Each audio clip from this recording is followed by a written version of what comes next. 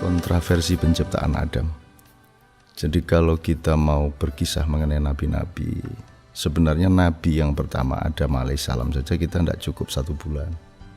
Apalagi kalau kita tidak sekedar mendongeng dan didongengin, sekedar mendengarkan dan memahami alur cerita dan seterusnya, tapi melakukan tafakur, pemahaman dan pendalaman. Sejak Adam belum diciptakan saja sudah satu kisah yang luar biasa yang sesungguhnya bisa merupakan wacana bagi seluruh masalah kita sekarang. Jadi ketika Adam akan diciptakan, Allah berfirman, Inni ja'ilun fil ardi khalifah. Sesungguhnya aku akan menciptakan khalifah di atas bumi. Kata khalifah ini dipilih saja sudah sebuah kontroversi. Kenapa Allah tidak mengatakan manusia, tidak mengatakan makhluk, tetapi yang dia sebut justru fungsinya yaitu khalifah. Ini sebuah wacana yang sudah luar biasa dan kita bisa berdebat sampai bertahun-tahun. Kontroversi berikutnya adalah malaikat membantah, mempertanyakan, setengah menggugat, kenapa ya Allah engkau menciptakan makhluk yang toh pekerjaannya sudah jelas yaitu merusak bumi dan menumpahkan darah. Kontroversinya terletak terutama pada bahwa aturan dasar kemakhlukan malaikat itu adalah ya'malu ma yu'marun. Dia hanya menjalankan yang diperintahkan. Selain itu dia tidak boleh. Berbeda dengan manusia yang mendapatkan demokrasi dan kebebasan sampai batas yang memang harus menyelamatkan mereka. Nah, malaikat membantah ini sudah sebuah kontroversi dan sebuah fenomenologi pergaulan antara Tuhan dengan makhluknya. Ini menjadi sumber ilmu, sumber pemikiran, sumber wacana yang luar biasa juga. Kalau kita diskusikan tidak akan selesai. Kontroversi ketiga adalah malaikat kok tahu bahwa Adam ini dan manusia yang diciptakan Allah ini kelak akan merusak bumi dan menumpahkan darah satu sama lain. Dengan berbagai macam formula, dengan berbagai macam cara merusak bumi dan berbagai macam cara untuk berbunuh-bunuhan atau menumpahkan darah satu sama lain. Malaikat kok tahu? Saya kira pertanyaan terhadap kontroversi ini adalah ini malaikat membantah Tuhan ini karena mereka ini peramal, tahu sebelum terjadi, jadi futurolog, ataukah mereka pernah mengalami manusia? Ini kontroversi yang ketiga. Ini ja'ilun fil ardi khalifah. Kontroversi yang keempat adalah fil ardi. Kenapa Tuhan menciptakan khalifah itu di bumi dan menjadi peristiwa yang begitu penting?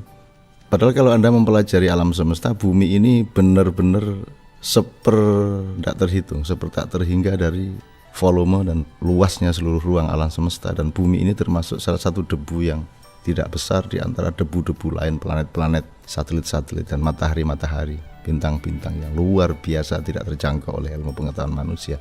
Apakah seluruh alam semesta ini terletak atau berpusat pada bumi ataukah bagaimana? Ataukah Allah juga menciptakan khalifah-khalifah yang lain di planet-planet yang lain, di galaksi yang lain yang kita tidak bisa menjangkau, atau bagaimana? Apakah kita dibikin semacam makhluk yang dibiarkan bersifat megalomania seolah-olah alam semesta ini muatan utamanya adalah umat manusia? Ini sudah sebuah pertanyaan yang luar biasa, tidak bisa dijawab dan menjadi wacana setiap ilmu pengetahuan. Kenapa fil ardi? Kenapa Allah tidak menciptakan manusia atau barangkali dia menciptakan di berbagai macam planet dan seterusnya yang kita tidak tahu. Ini kontroversi yang keempat. Kontroversi berikutnya sangat banyak pada kehidupan Adam. Kemudian ketika Adam melanggar salah satu larangan Allah, kemudian dia dihukum dengan ditransformasikan dari surga ke bumi, baru bertemu dengan Hawa dan seterusnya. Kemudian itu yang menjadi salah satu sumber dari kontroversi teologi pada agama-agama mondial, agama-agama dunia. Dan itu menjadi sumber peperangan, menjadi sumber perdebatan, menjadi sumber pengorbanan umat manusia dalam jumlah yang juga berjuta-juta. Hanya karena memahami Adam turun dari surga ke bumi itu apa maknanya. Itu sudah menjadi sumber peperangan yang luar biasa. Jadi teman-teman sekalian, kontroversi yang berbagai macam dari penciptaan sekedar Adam saja sebenarnya sudah merupakan pelajaran-pelajaran yang luar biasa bagi umat manusia. Belum nanti sampai kepada anak-anak Adam, belum sampai nanti kepada perkawinan yang pertama di muka bumi dan lain sebagainya. Jadi sesungguhnya apapun masalah Anda sekarang, apapun masalah republik kita sekarang, apapun masalah dunia kita sekarang, sesungguhnya sudah ada wacana-wacana untuk mencari hikmah solusinya. Sekedar pun dari seorang nabi yang namanya Adam alaihissalam.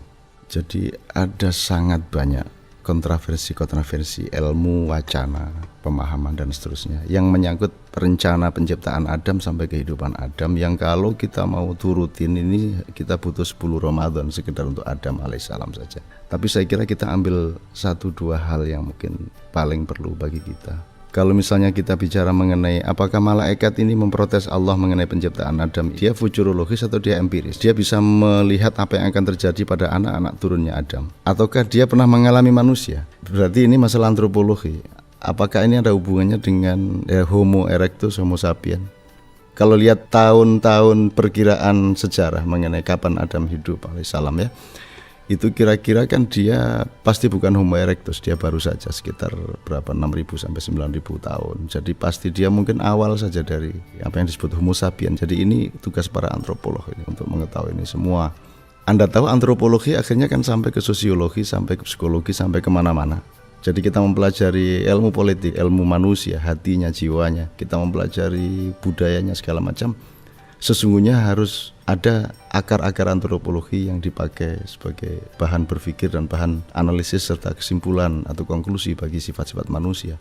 Dengan begitu sejarah bisa dijalankan secara lebih baik kalau kita tahu. Sehingga sekedar 1-2 ayat mengenai penciptaan Adam, sesungguhnya setiap negara, setiap pemerintahan, setiap majelis ilmu dari semua manusia bisa belajar sangat banyak.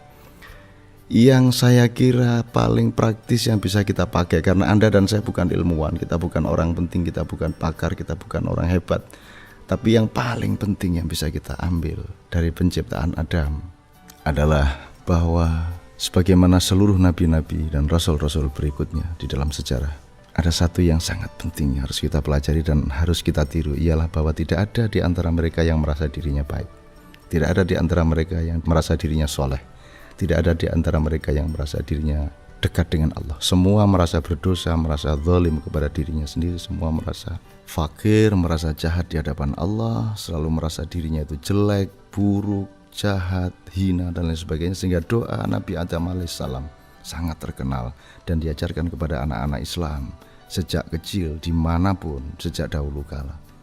Anda mungkin setua saya, di zaman kecil kita sering pujian di surau-surau, di masjid-masjid. Doa yang terkenal itu bahkan kita lakukan bersama-sama. Rabbana ya Rabbana zalamna anfusana wa illam taghfir lana wa tarhamna lanakunanna minal khosirin.